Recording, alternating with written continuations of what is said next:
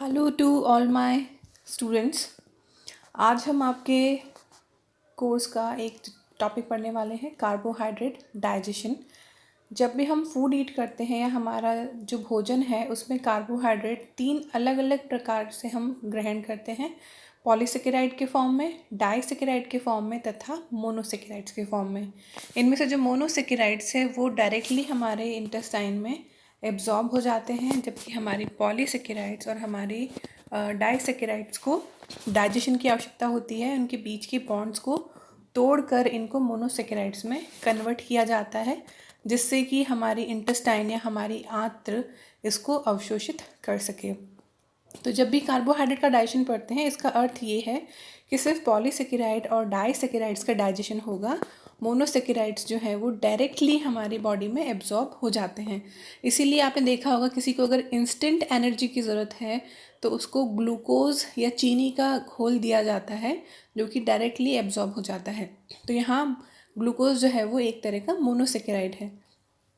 अब जब भी हम खाना खाते हैं, भोजन लेते हैं, तो उसमें पॉलीसेकेराइड, डाइसेकेराइड और मोनोसेकेराइड तीनों अलग अलग रूपों में हम ग्रहण करते हैं। और मुंह में जब भी किसी भी भोजन को चबाया जाता है तो दांतों द्वारा उसके चबाकर छोटे टुकड़े किए जाते हैं, जिसे हम बोलते हैं मैकेनिकल डाइजेशन। तो हमारे भोजन में जो भी कार्बोहाइड्रेट थे उनका सबसे पहले मैकेनिकल डाइजेशन होता है और उसको लार या सलाइवा के साथ मिक्स किया जाता है। हमारे सलाइवा के अंदर एक एंजाइम पाया जाता है जिसे हम कहते हैं सलाइवरी अमाइलेज। ये एंजाइम हमारे भोजन में उपस्थित पॉलीसेकेराइड्स पे एक्ट करता है और उनके बीच के अंदर जो भी बॉन्ड्स प्रेजेंट होते हैं, लंबी चेन वाले पॉलीसेकेराइड्स, उनके बीच के बॉन्ड्स को कट करके उनको छोटी छोटी ग्लूकोज की अलग अलग लंबाई की चेनों में विभक्त कर देता है, जिसे हम बोलते हैं डेक्स्ट्रिन्स। इसके अलावा ये पॉलीसेकेराइड्स को 3 अलग अलग तरह के डाइसेकेराइड्स में भी विभक्त करता है, जिन्हें हम सुक्रोज, लैक्टोज तथा माल्टोज कहते हैं। ये जो पाचन है कार्बोहाइड्रेट का या पॉलीसेकेराइड्स का, ये मुंह में सिर्फ आंशिक तौर पे होता है, क्योंकि हम सभी जानते हैं कि हम भोजन को मुंह में बहुत कम समय के लिए रखते हैं, उसको चबाकर हम निगल लेते हैं। तो ये जो पूरी प्रक्रिया है ये आंशिक तौर पे होती है। इसके बाद भोजन आता है हमारे अमाशय के अंदर या हमारे स्टमक के अंदर। यहाँ पर जो पीएच है वो हमेशा लो होता है या एसिडिक होता है, और एसिडिक पीएच में भोजन के पहुँचते जो सलाइवरी अमाइलेज था, लार वाला एंजाइम, वो एक्ट करना या काम करना बंद कर देता है, वो अम्लीय माध्यम में काम नहीं कर सकता। इस समय कार्बोहाइड्रेट का पाचन नहीं होता, इसका मतलब अमाशय में पाचन नहीं होगा, और इसके बाद भोजन का मैकेनिकल डाइजेशन होगा। लगातार अमाशय के संकुचन से भोजन को एक पेस्ट में कन्वर्ट कर दिया जाता है, जिसका माध्यम अम्लीय होता है। इस पेस्ट नुमा भोजन को अब हम कहते हैं कायम। अमाशय से यह कायम या पेस्ट नुमा भोजन, पेस्ट में जो बदल दिया गया है, ये अब जाता है हमारी छोटी आंत में। छोटी आंत के 3 अलग अलग भाग होते हैं, डिओडेनम, जेजनम एंड इलियम। डिओडेनम के अंदर हमारा अग्नाशय कई तरह के एंजाइम्स स्रावित करता है।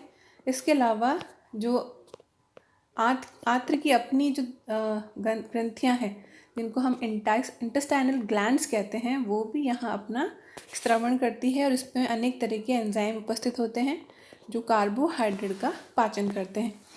तो सबसे पहले हम देखेंगे कि पैनक्रियाज या अग्नाशय के एंजाइम किस तरह से काम करते हैं। अभी हमने देखा कि अमाशय में पाचन के बाद भोजन एक पेस्ट में बदल गया है, जिसको हमने कायम कहा, और ये कायम आ जाता है स्मॉल इंटेस्टाइन में, छोटी आंत में। छोटी आंत में आने पर इस कायम का, अम्लीय कायम का माध्यम कर दिया जाता है क्षारीय। जो भी अग्नाशय के एंजाइम होते हैं उनमें साथ साथ में सोडियम बाइकार्बोनेट और कई तरह की चीज़ें इसमें साथ में मिलाई जाती हैं, जिससे कि इसका माध्यम क्षारीय हो जाता है, और तभी जो अग्नाशय के एंजाइम्स हैं वो अपना काम कर पाते हैं क्षारीय माध्यम में। तो यहाँ अग्नाशय में जो एंजाइम मुख्य रूप से कार्बोहाइड्रेट के पाचन में मुख्य भूमिका निभाता है वो है पैनक्रियाटिक अल्फा एमाइलेज। इससे पहले जब मुंह में पाचन हुआ था सलाइवा के द्वारा, तब डेक्स्ट्रिन बनी थी या छोटी छोटी लंबाई की, अलग अलग लंबाई की ग्लूकोज की चेनें बन गई थी विभाजन से। अब पैनक्रियास का जो अल्फा अमाइलेज है वो इन डेक्स्ट्रिन पे एक्ट करता है, इनको तोड़ने का काम करता है और लंबी चेनों को छोटे छोटे टुकड़ों में, छोटे छोटे डाइसेकेराइड्स में कन्वर्ट कर देता है। ये मेनली 3 तरह के होते हैं, सुक्रोज, माल्टोज तथा लैक्टोज। तो इस तरह से हमने देखा कि कार्बोहाइड्रेट का पाचन मुंह से शुरू हुआ है। जो लंबी चेन वाले पॉलीसेकेराइड्स हैं उनको अलग अलग लंबाई की चेनों या डेक्स्ट्रिन में कन्वर्ट कर दिया गया।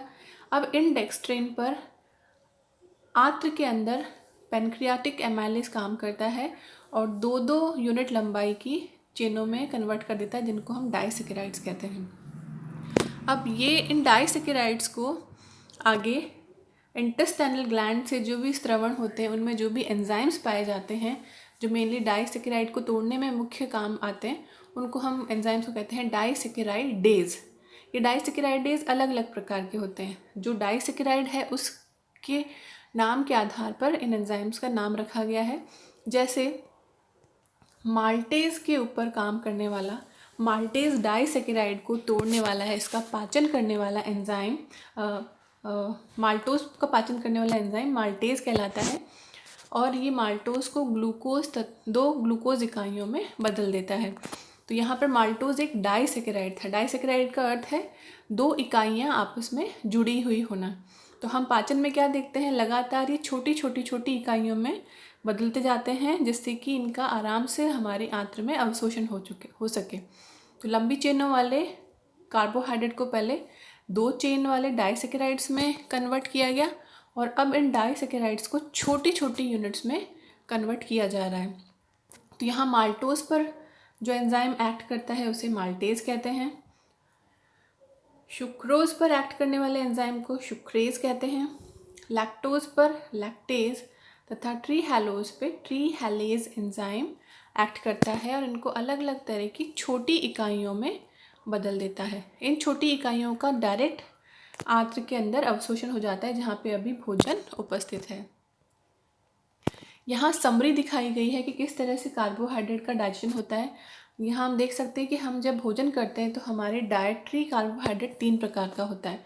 मतलब भोजन में जो सम्मिलित है कार्बोहाइड्रेट पॉलीसेकेराइड लंबी चेन वाले, डाइसेकेराइड 2-2 यूनिट वाले और मोनोसेकेराइड मतलब 1-1 यूनिट वाले। इस तरह से अलग अलग प्रकार के कार्बोहाइड्रेट होते हैं। इनमें से आप देख सकते हैं कि जो मोनोसेकेराइड्स हैं उनका कहीं पाचन नहीं हो रहा, वो डायरेक्ट आंत्र में अवशोषित हो रहे हैं, जैसे गैलेक्टोज, फ्रक्टोज और ग्लूकोज। डाइसेकेराइड का हम यहाँ देख सकते हैं इनका मुंह में पाचन नहीं हो रहा है, इनका आमाशय में पाचन नहीं हो रहा है और सीधा इनका पाचन होता है आंत्र में डाइसेकेराइडेज एंजाइम्स के द्वारा और इनको छोटे छोटे मोनोसेकेराइड्स में कन्वर्ट कर दिया जाता है। जैसे हमने पहले पढ़ा था कि माल्टोज को जब स्प्लिट किया जाता है या उसका पाचन होता है तो 2 ग्लूकोज की इकाइयाँ बन जाती है। ऐसे ही सुक्रोज के पाचन पे 1 ग्लूकोज तथा 1 फ्रक्टोज बन जाता है और लैक्टेज के पाचन से 1 ग्लूकोज तथा 1 गैलेक्टोज। तो इस तरह से डाइसेकेराइड्स के पाचन से भी छोटे छोटे यूनिट्स बना के उनको एब्जॉर्ब कर दिया गया। अब हम बात करते हैं पॉलीसेकेराइड्स की।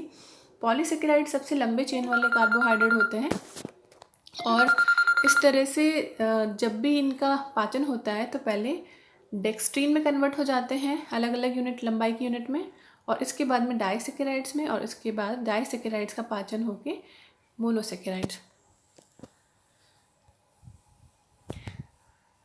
हमारे आंत्र में जब भी इनका अवशोषण होगा मोनोसेकेराइड्स का, उस समय आंत्र के अंदर अलग अलग प्रोटीन्स पाए जाते हैं जिनको हम ट्रांसपोर्ट प्रोटीन्स कहते हैं।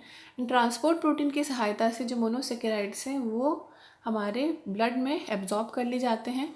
ब्लड में एब्जॉर्प्शन के बाद ये डायरेक्टली जाते हैं लिवर में। पूरी बॉडी में जाने से पहले ये लिवर में जाएंगे और जो भी ग्लूकोज है, जो भी भोजन का पाचन किया गया है, उनमें से जो एक्स्ट्रा ग्लूकोज है या एक्स्ट्रा जो भी कार्बोहाइड्रेट की यूनिट्स हैं जिसकी हमारे बॉडी को ज़रूरत नहीं है, उसको बॉडी ग्लाइकोजन के फॉर्म में स्टोर कर लेती है। तो यहाँ ये चीज़ ध्यान देने योग्य है कि पाचन के बाद जो भी ग्लूकोज या फ्रक्टोज बनता है वो सीधे ब्लड स्ट्रीम में पूरी बॉडी में नहीं जाता, क्योंकि अगर इस तरह से एकदम से हाई लेवल ऑफ ग्लूकोज हो जाएगा तो ये एक तरह का ग्लूकोज शॉक दे सकता है बॉडी के ऑर्गन्स को। तो जितना रिक्वायर्ड है सिर्फ उतना ही ग्लूकोज हमारी बॉडी में जाएगा और एक्स्ट्रा ग्लूकोज हमेशा लीवर में स्टोर हो जाएगा। Thank you.